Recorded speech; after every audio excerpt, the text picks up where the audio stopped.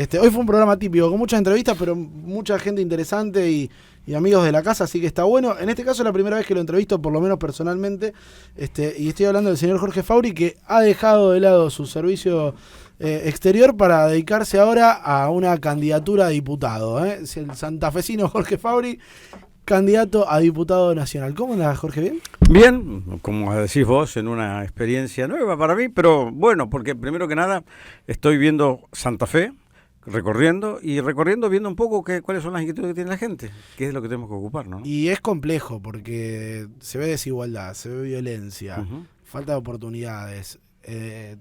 Digamos, hoy hablábamos con el senador Lewandowski el tema conectividad, por ejemplo. Santa Fe es enorme, tiene el tamaño de un país.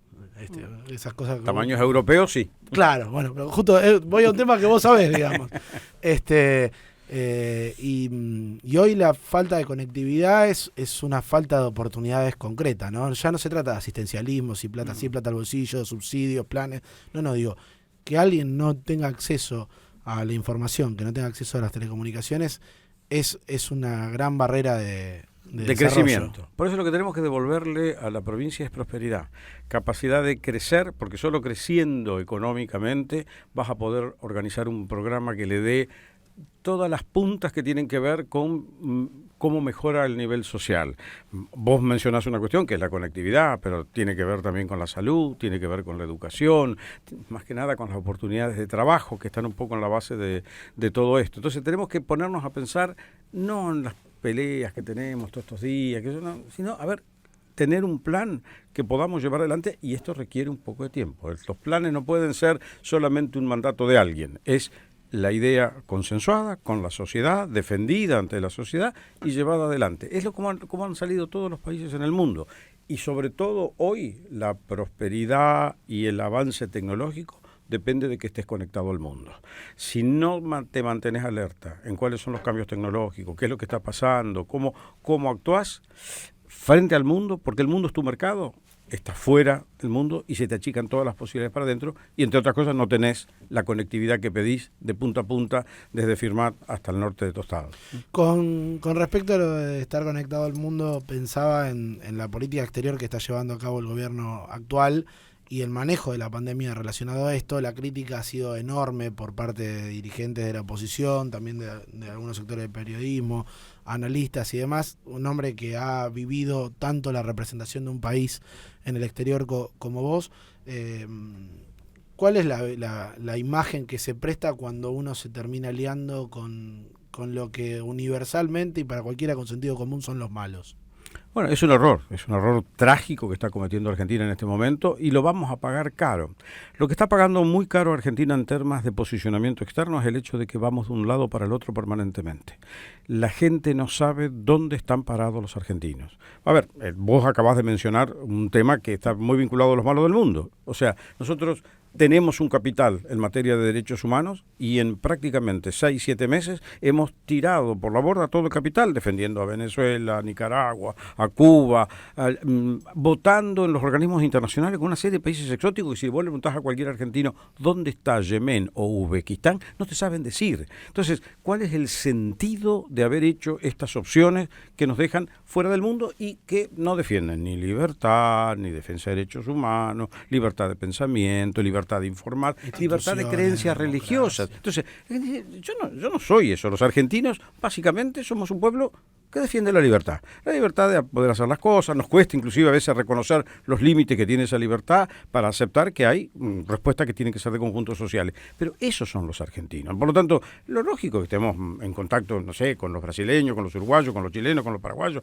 los bolivianos, con los países de la región que tienen similares inquietudes que las que tenemos nosotros. Y la verdad que hemos abandonado todo eso. Entonces, los actores internacionales grandes, las grandes potencias, la propia China, por ejemplo, en esta provincia, ha hecho un esfuerzo inversor importante en la industria frigorífica. ¿Por qué? Porque la percepción del poder chino es un poder tributario. Yo hago acuerdos con un determinado país, saco lo que yo necesito y opero en función de esas necesidades. Acá vinieron por los granos, por obra pública, por la carne, pero invirtieron, y nosotros dijimos, China, vos no podés llevarte más la carne de acá.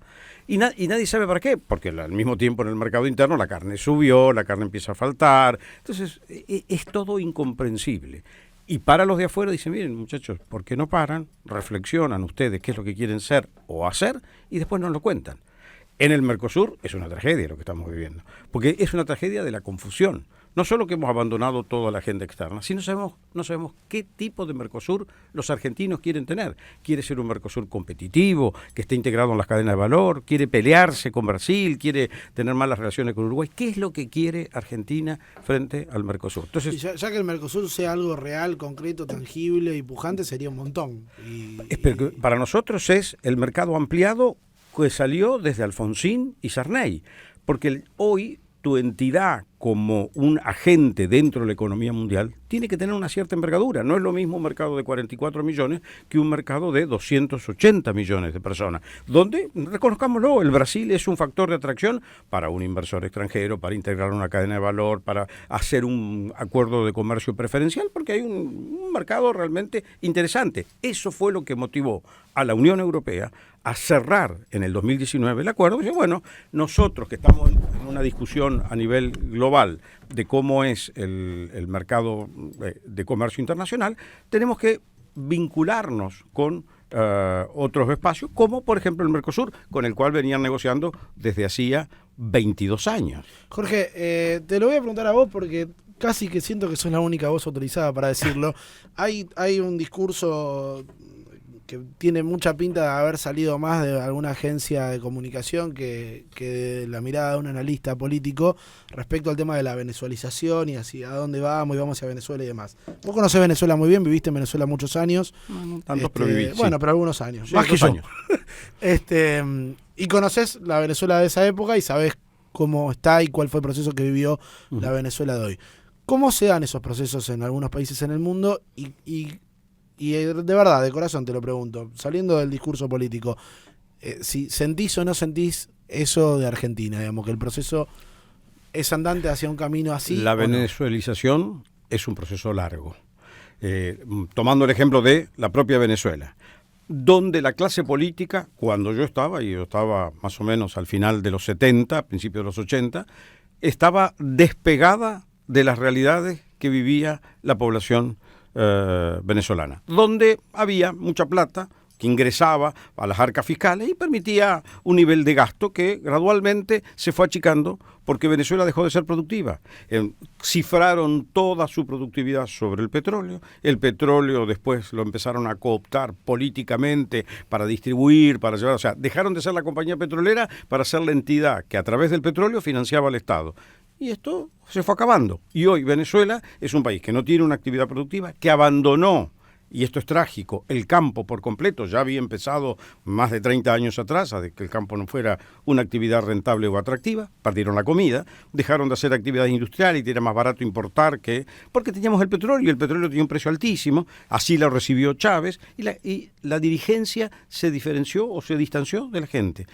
Y al mismo tiempo, para poder sostener esa torta que se achicaba y que no era productiva, tenemos que tocar las instituciones para que no me cuestiones, para que no me limites.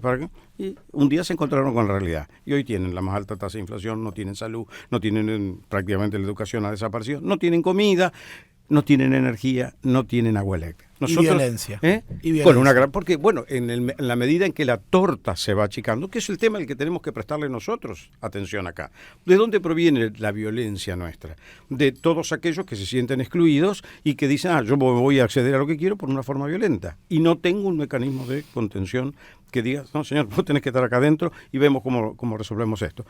Esta violencia es la que tiene hoy Venezuela, que además ya la aprovechan otros sectores, porque después viene el financiamiento que proviene del narcotráfico, que encuentra en sociedades desestructuradas la posibilidad de operar más eficazmente. Entonces, todos estos elementos lo tenemos. Entonces, tenemos que ponerle un punto y para mí las elecciones son ese punto. Por esa la razón de participar es decir, no, hagamos una sociedad que discuta equilibradamente, sin mayorías automáticas, dónde queremos ir los argentinos. Los argentinos tenemos que hacernos cargo que tenemos que discutir a dónde queremos ir, porque los de extranjeros o los que están afuera de nosotros dicen, che, ¿ustedes qué cornos quieren?